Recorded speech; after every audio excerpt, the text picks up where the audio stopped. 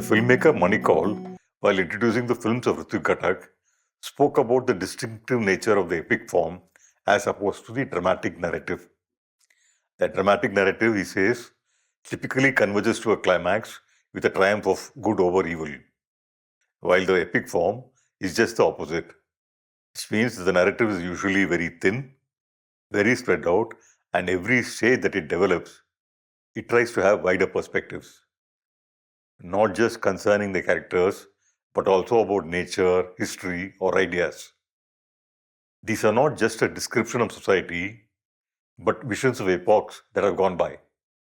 So it just cannot be a simple moment, a narrative moving forward, but as the story is narrated, it must also embrace and spread out.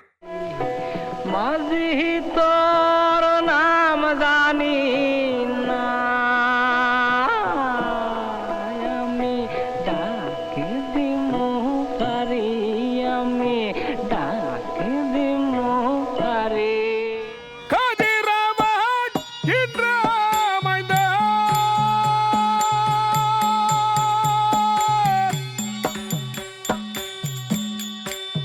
अधिका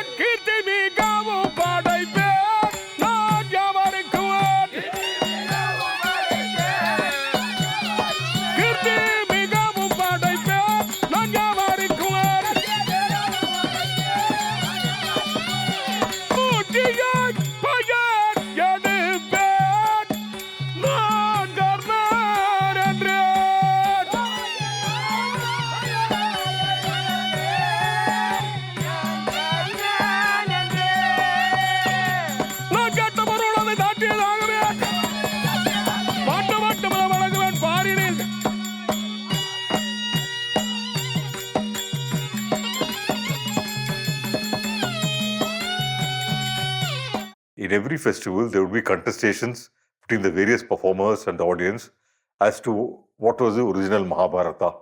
For instance, there is a huge difference between the story of Karna as narrated by the storytellers and as enacted by the Kuthu performers.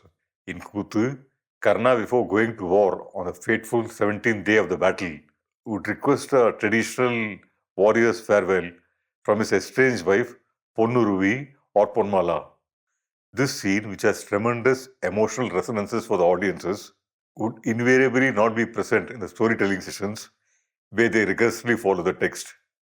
The audiences would be angry at this glaring omission by the storyteller, and in one festival, the storyteller went to great lengths to convince the audience that the story of Ponnuruvi Ponmala was not part of any authentic text and was just purely the imagination of the Kuthu writers. Karnan தன்னுடைய மனைவி இடத்துல பொன்னூர்வி இடத்துல சரிவர பேசுனது கிடையாதுங்க. என்ன இருந்தாலும் இவருக்கும் அந்த அம்மாவுக்கும் ஒத்துப்பட்டு வராது. தூரமாகவே இருந்து வாய் வார்த்தை ஆடுவாங்க. கடைசி நேரம் போர்க்களம் போகிற நேரத்தில் ஒன்றா சேர்ந்து அவர் வாக்கு மூலம் கேட்குறாரு. அதாவது ஒரு உப்பு தாம்பலம் கேட்குறாரு. அந்த உப்பு தாம்பலம் கொடுக்கும்போது தான் அந்த அம்மா அவர் கர்ணனை பற்றி எப்படி இவர் வாழ்ந்தார், என்ன சமாச்சாரம் அப்படின்றத அந்த அம்மா புரிஞ்சுக்கிறாங்க.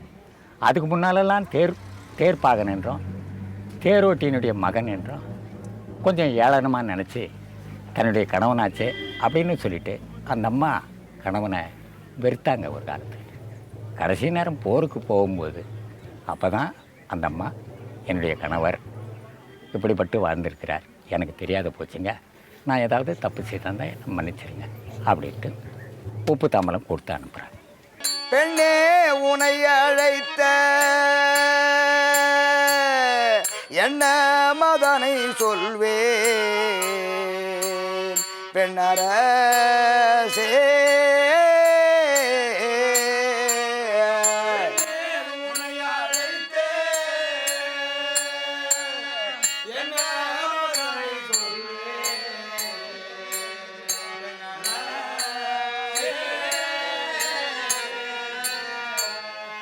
பேதகமாயண்ணி கண்ணே பேதகமாயண்ணி வாதாடலாகாதே கண்மணி.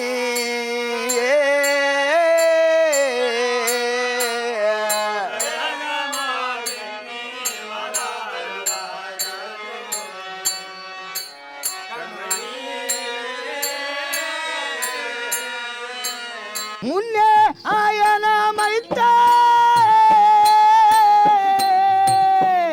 அந்த முறைமை விசையிடுமோ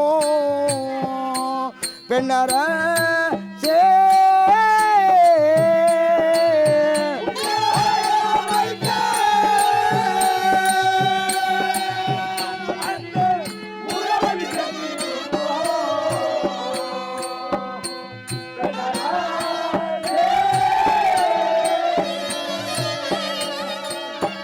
கண்ணே மன்னந்தூரியோதானல் அந்த மகராஜனுக்கே தீரி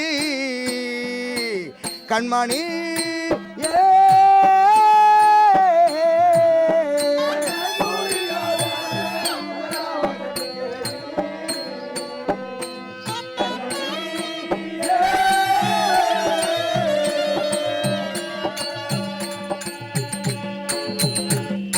கண்ணே பொன்மாலா சுவாமி, என் ஆத்மமிற்ற தோழன் அரவகேதனன் அவன் எதிரியாகிய அந்த ஐவர் மீது இன்று அமராட செல்லுகிறேன். என்னை யார் என்று கேட்டாயல்லவா? என்னை ஈண்டெடுத்த தந்தை யார் என்றால் சூரிய பகவான். தாயார் குந்தி. சூரிய பகவானுக்கும் குந்திக்கும் மைந்தனாக பிறந்தவன் தான் இந்த கர்ணன். எனக்கு பிந்தி குந்தியின் கர்ப்பத்தில் தோன்றியவர் தான் பாண்டவர்கள். ஒரே தாய் மக்கள் நாங்கள். குந்தியின் கர்ப்பத்தில் பிறந்ததினால் நாங்கள் ஐவர்களும் நானும் அண்ணன் தம்பிமார்கள் தான். இருந்தாலும் என் ஆத்மமித்த சோழனுக்காக வேண்டி என் தம்பி நடுத்தம்பியோடு இன்று போர்த்திய செல்லுகிறேன். என் தந்தை சூரிய பகவான், தாயார் குந்தி, என் தம்பிமார்கள் பாண்டவர்கள், வளர்த்த உத்தமன் துரியோதனன், அவனுக்காக வேண்டி இன்று போர்க்களம் செல்லுகிறேன். தாம்பரம் தருவாய் கண்ணே. The Mahabharata festivals of Tamil Nadu and southern Andhra Pradesh are intricately structured, incorporating multiple orders of expressions and memories within itself. To participate in the festival of this nature immediately becomes an act of remembering.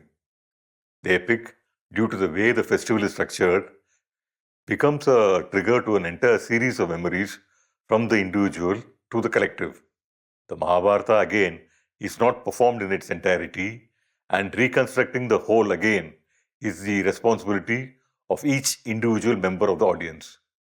And what would be remembered finally is a cumulative memory of all that each had witnessed.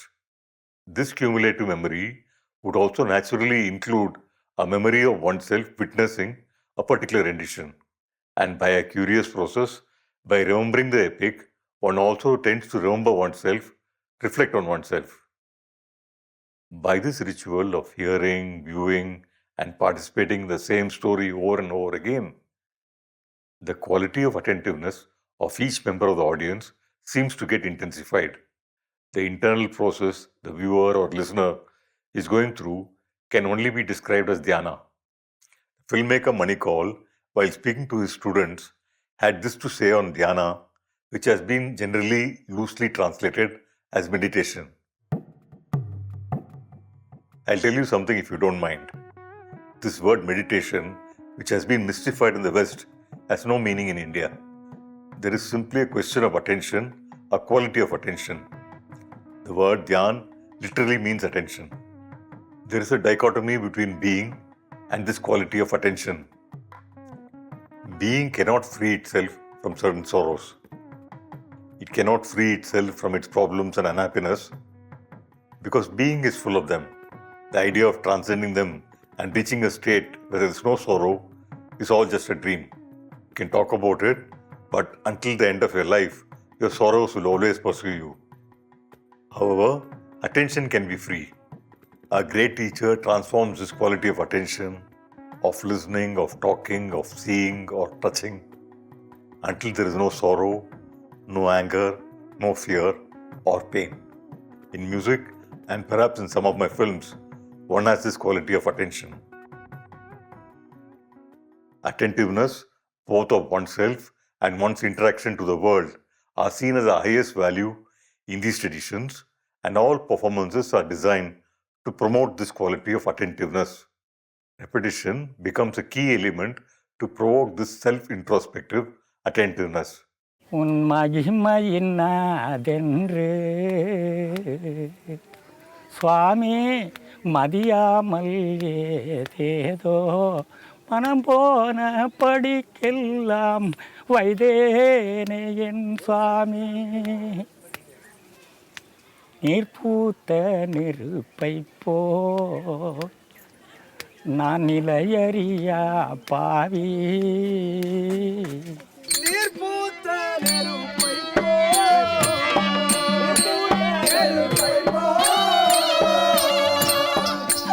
நான் நிலையாறியாத பாவி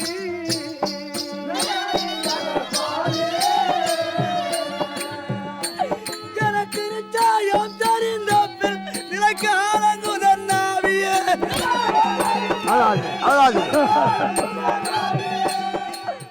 ஒளி பெற்ற மாணிக்கம் கரித்தூணியில் முடிந்து நீ ஒதுங்கி கிடந்ததை போல் பதுங்கி இருந்தேன் சுவாமி.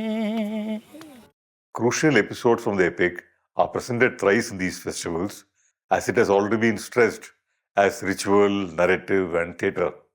And each time the same episode may be rendered differently, leading to contestations as to who is presenting the original Mahabharata. The theatre people would often take dramatic license with the text and hence come into direct confrontation with the storytellers who rigorously follow the text. These daily contestations are also a vital part of the theatrical experience of the festival itself. The epic resists closure in these performance traditions, and the quest of truth becomes the onus of each individual member of the audience. Over the years, as one's own experience of the world deepens, participating in these festivals leads to a more nuanced engagement with the text and, by extension, to one's own life. This happens in various degrees within each member of the audience. இப்போ கர்ணன் போருக்கு வருகிறானே அவர் சொல்றார் எண்ணிரு தினத்திலே 8-2-16 தினத்திலே பட்டன்னா இறந்த பட்ட பல் படையும் மீண்டும் மீண்டும் எழுந்து வந்தது என்ன? எழுந்து வந்தது போல தெரியுது அவங்க கண்ணுக்கு. சென்னியில் மகுடம் மணி வெயில் எரிப்ப, திருக்குழை மணி வெயில் எரிப்ப, மன்னிய புலம் பூன்மணி வெயில் எரிப்ப, வனைக்கடல் மணி வெயில் எரிப்ப, தன்னை முன்பயன்தோன் தன்னினோ வடிவோம் தயங்கு செஞ்சுடர் வெயில் எரிப்ப, கண்ணன் அன்று இருந்த அழகினை யாரே கண்டு கண்ணு களிப்புறாது ஒடிந்தார். நான ததறின ததறின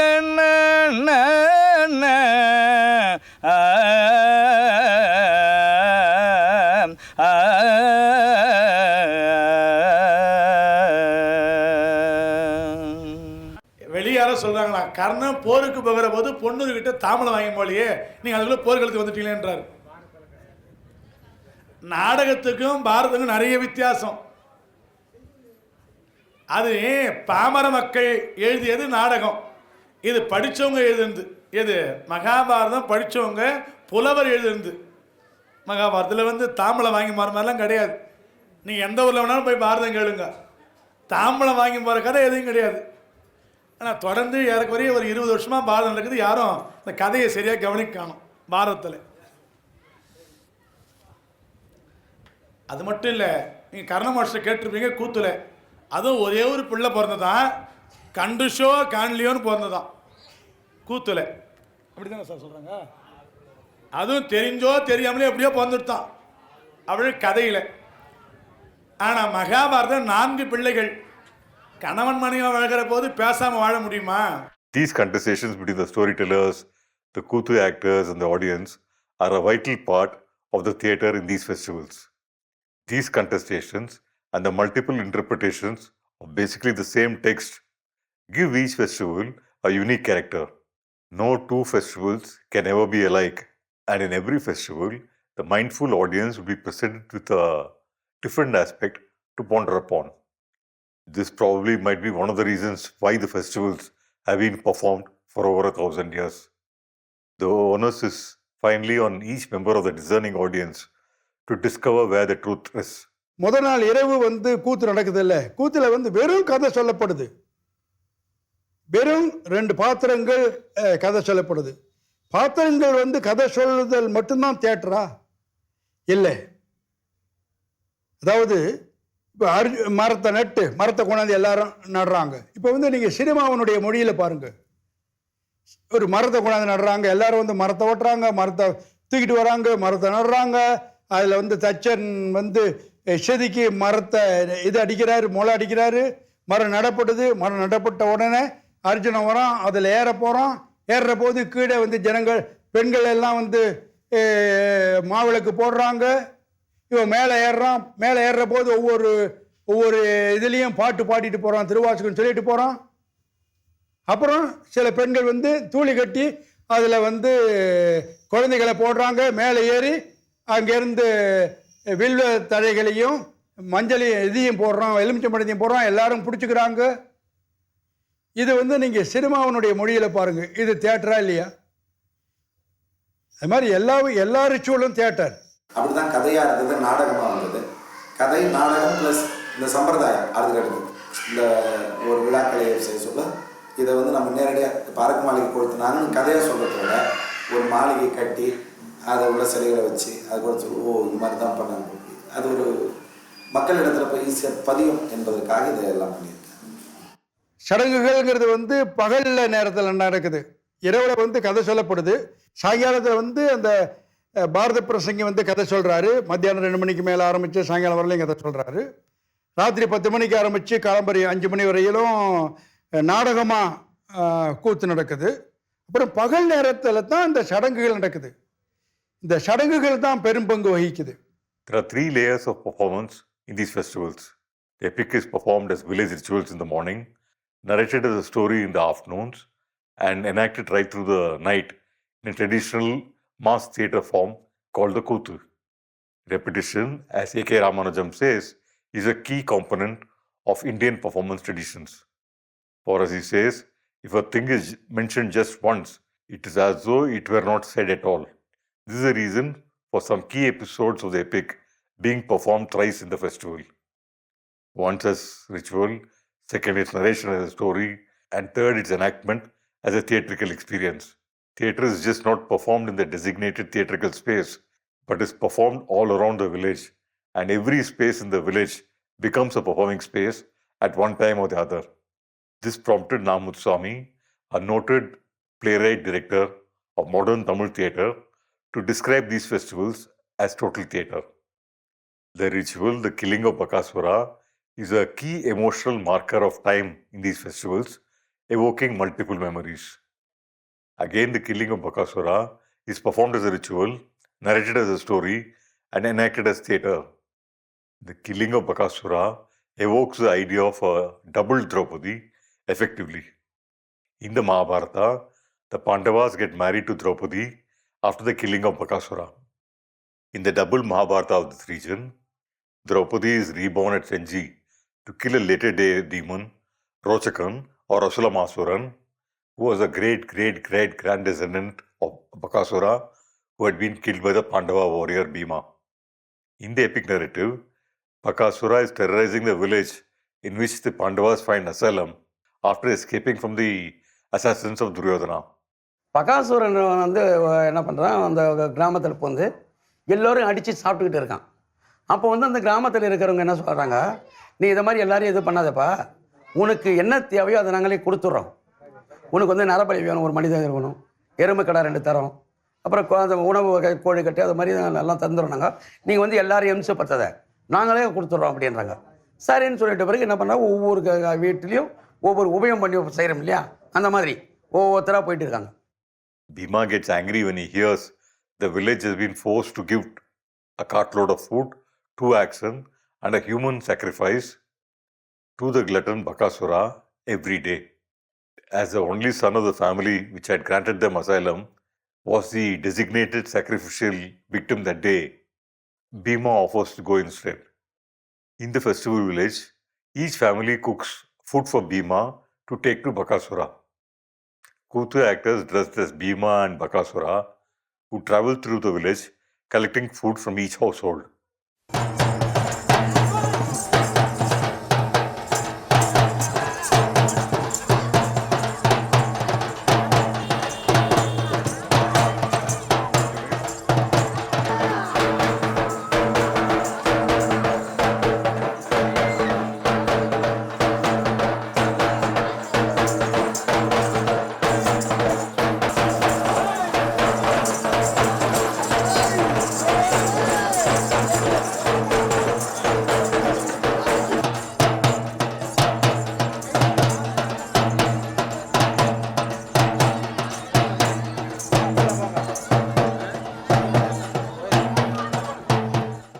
By the act of cooking food for this ritual, each household inscribes itself into the epic and each person becomes doubled.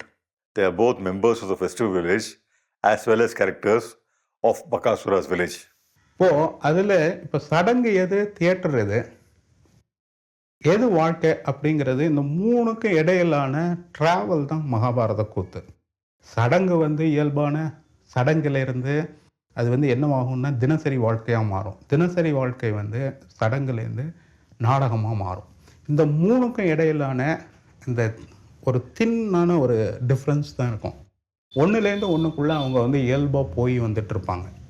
இது ரிச்சுவல், இது தியேட்டர், இது வந்து எவ்ரிடே லைஃபு அப்படின்னு நமக்கு தான் வந்து நமக்கு வந்து பிரித்து வச்சுருக்கோமே தவிர, இது கலையும் வாழ்க்கையுமாக இணைந்து இருக்கக்கூடிய ஒரு தன்மையில் அதை பிரித்து பார்க்குறது வந்து நடக்க முடியாத ஒரு காரியம்தான். The ritual of the killing of Bakasura is an important juncture in the festival where the entire village becomes characters of the epic themselves. This ritual is a pivot on which the festival revolves and brings to mind Vishwa Adluri's etymology of the word Vyasa in rethinking the Mahabharata as a whole.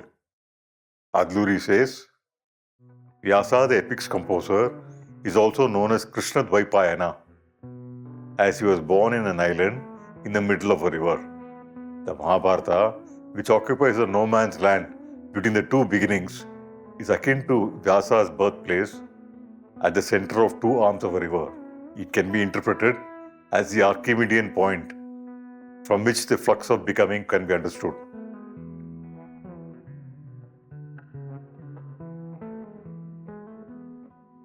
In these festivals, the ritual again functions as the Archimedean point, where the listeners, viewers are drawn into becoming characters of the epic themselves.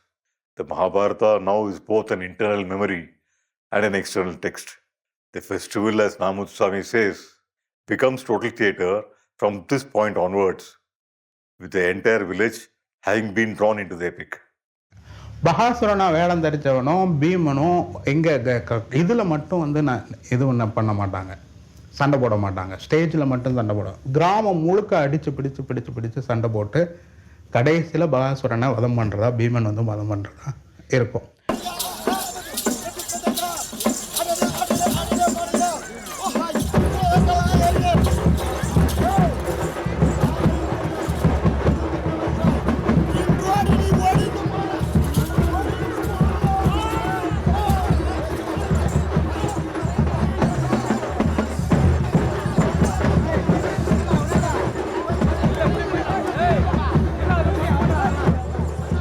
Theatre cycle would begin with this ritual, and from this day onwards, every day's performance will be for over 20 hours. The entire village would literally live now in the various performance spaces in the village. Most storytellers in these festivals speak about the necessity, periodically abandoning the comfort of one's hearth and home and choosing to live in the forest. Here one has to kill the demons both inside and outside of oneself. Only then, they say, is a true return to oneself possible. In the Mahabharata, the Pandavas endure 3 periods of Vanavasam. They are born in the forest and return to their paternal kingdom on the death of their father Pandu to live with their cousins, the Kauravas. Again, they are forced to return to the forest where they kill the demons both within and outside. They return dramatically enriched by their second sojourn in the forest.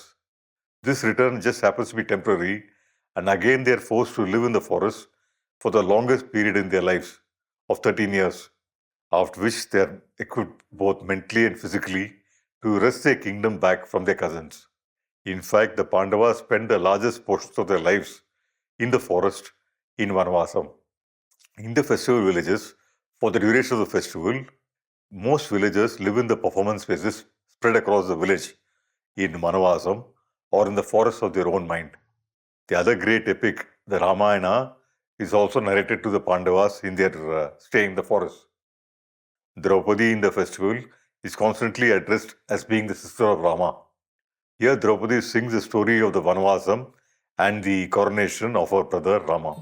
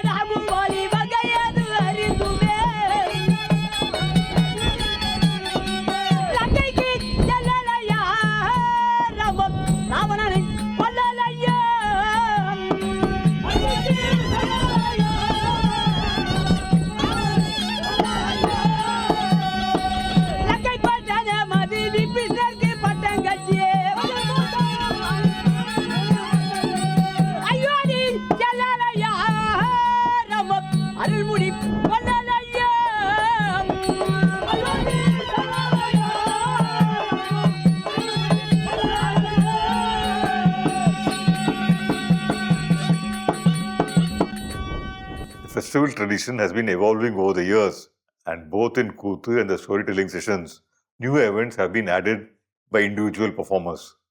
The Kuthu play called Draupadi Koravanji is one such addition which has become extremely popular.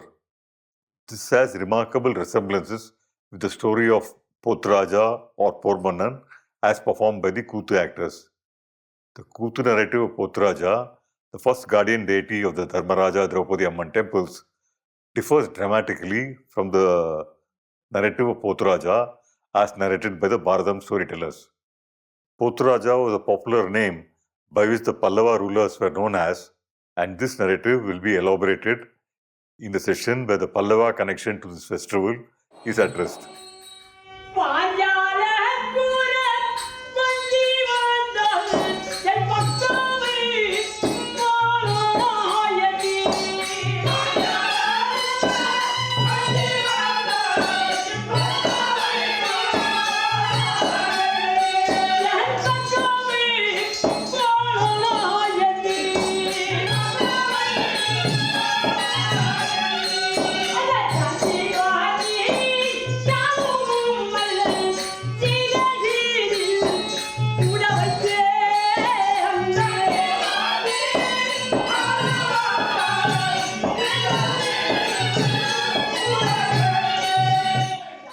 Draupadi Koravanji is a narrative which is definitely not in Vyasa's Mahabharata. Duryodhana, who has been unsuccessfully searching for the Pandavas nearing the end of their 12th year of Vanavasam, listens to Shakuni's devious plan to force the Pandavas to reveal themselves. If, as Shakuni expects, the Pandavas reveal themselves at this juncture, they could be imprisoned and forced to spend another 13 years in Vanavasam. So Duryodhana plans to perform the funeral rites for his cousins. According to Tamil traditions, if the funeral rites to a person is performed even mistakenly while they are still actually alive, then the person would never be able to return back home. It becomes a task of the Pandavas to stop the funeral rites being performed without disclosing their identity. First, Bhima enters Hastinapura disguised as a woodcutter and is promptly imprisoned. Now it is Draupadi's turn to both stop the funeral rites and to rescue Bhima. She enters Hastinapura disguised as a gypsy fortune teller.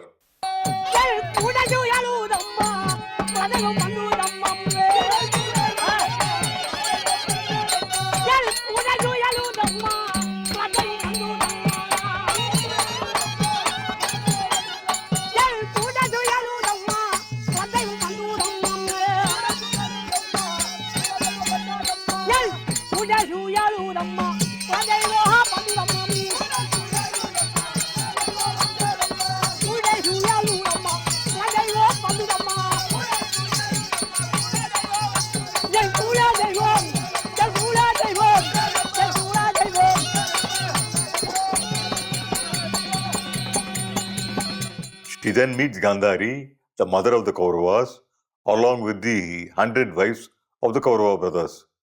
Draupadi tells Gandhari and the other Kaurava women that she is an expert fortune teller who could narrate what had happened, what was happening, and what the future held.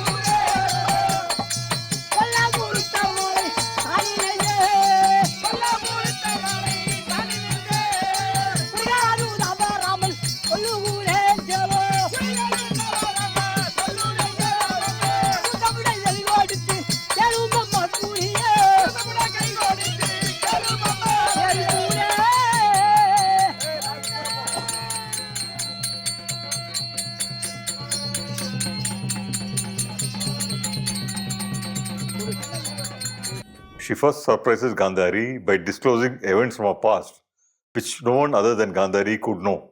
Then, importantly, she narrates the entire Mahabharata from the birth of the lunar dynasty to the Vanavasam of the Pandavas to Gandhari and the Kaurava women. She continues the narrative with the Pandavas returning successfully from the Vanavasam to reclaim the kingdom from Duryodhana. She continues with the events of the Great War, where all the Kauravas would be killed finally by Bhima and Arjuna.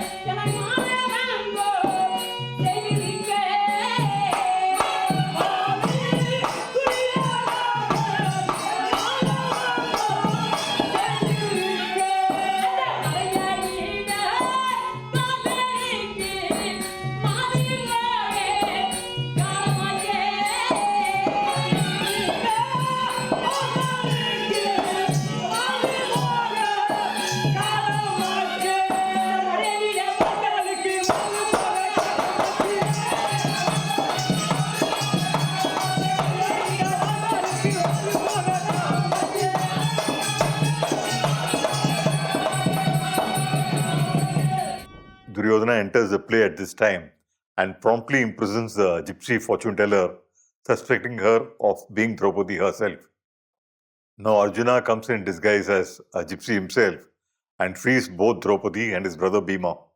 Now Duryodhana knows that the Pandavas are alive and he cannot do anything, as it was still the 12th year and it did not matter if the Pandavas were seen. The Kaurava elders now intervene with Duryodhana and foil Shakuni's plans of performing the funeral rites for the Pandavas as they were still alive. So the mission of Bhima, Draupadi and Arjuna of stopping the funeral rites being performed is successful.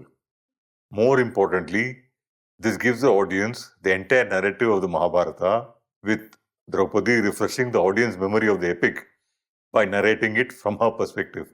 The audiences for the festival prominently are mostly women, with the men providing the labor and watching the proceedings from the sidelines.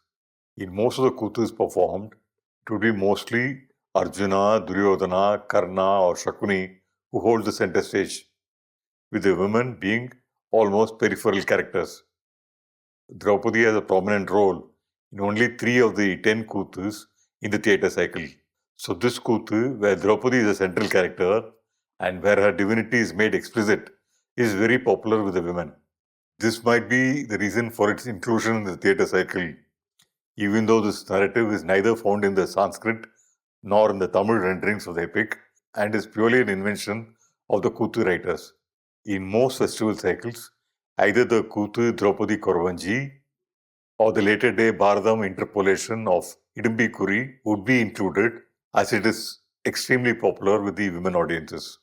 In some festivals, both could be included, making the festivals much longer in duration. ஆதியில் சந்திரன் புதல்வன் அரிய புதன் ஆகோ, அரிய புதன் ஆகோ. ஆதியில் சந்திரன் புதல்வன் அரிய புதனாகும், அரிய புதனாகும். ஓதுமித்த புதன் புதல்வன் உருவாகும். அப்பொரு மகனுக்கு பேர் ஆயோ என்னோ மன்னன், அப்பொரு மகனுக்கு பேராயு எனோ மன்னன், ஆயோ என்னோ மன்னன். ஆயு எனும் மன்னன். நற்பலவனாய பிள்ளை நகுஷனாம் விற்பன்னன், நற்பலவனாயும் பிள்ளை நகுஷனாம் விற்பன்னன். About 60 years back, Sundaramurthy, a senior storyteller from Kanchipuram, had held a performance to his repertoire. This is a performance called Hidimbi Kuri, and this became so popular that all other storytellers were compelled to include it in their performance.